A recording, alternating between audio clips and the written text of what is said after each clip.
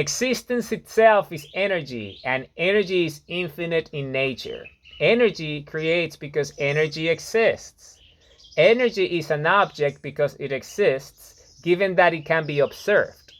Energy is a source of creation itself, and it recreates itself in order to observe itself as a creator.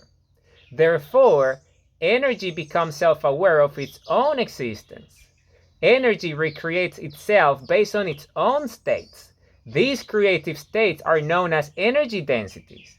The density of energy is based on the concentration of energy at any given state.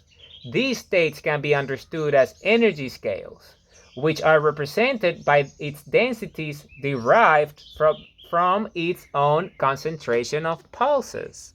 So you see, it's explaining the act of creation itself. Existence itself is energy, and energy is infinite in nature.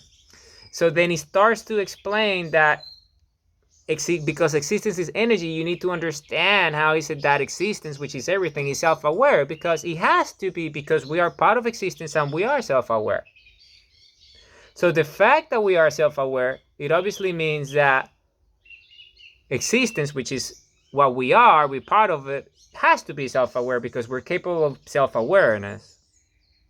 You see, so existence creates self-awareness, so we can be self-aware.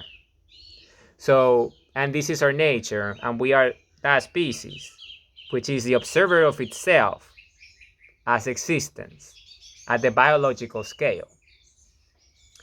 And then you see, and he uses a lot of physics and mathematics to explain how is it that these density states, and scales, essentially, is just is the sum of pulses, because energy pulses, right? It's spherical in nature, but we'll talk about it very soon. Okay, and obviously there's a visual right next to it.